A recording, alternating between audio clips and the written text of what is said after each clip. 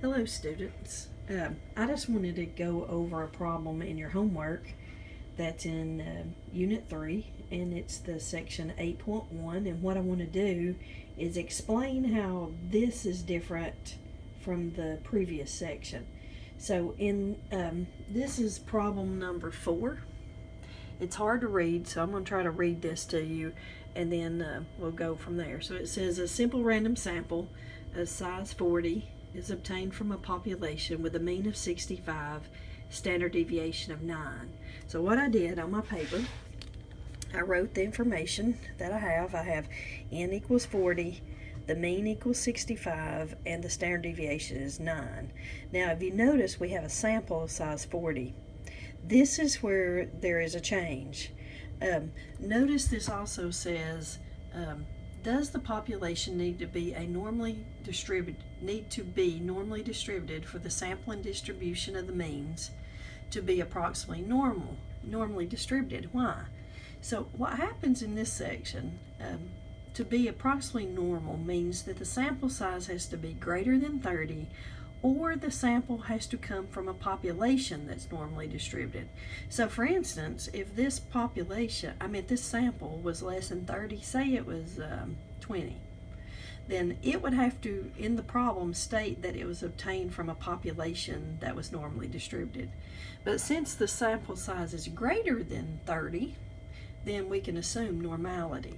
So like the first part says, does the population need to be normally distributed for the sampling distribution of the means to be approximately normally distributed?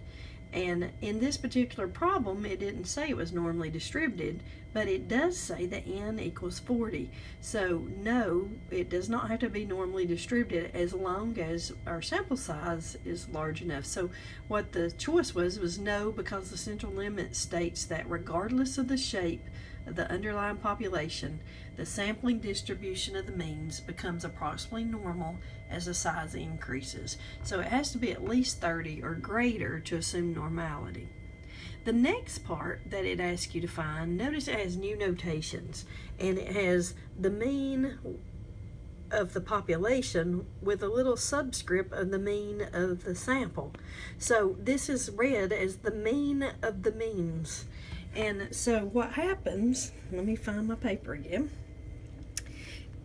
When we're talking about the mean of the means, that just equals the sample mean, the population mean. So that never changes. The population mean stays the same, and it was 65 in our problem. The standard deviation of the sample means, this is where the central limit theorem comes in, has to be adjusted. So the standard deviation has to be divided by the square root of n. So in our case, we had 9 as our standard deviation, and we have 40 in our sample. So we'll do 9 divided by the square root of 40, and we get 1.423 is our new standard deviation.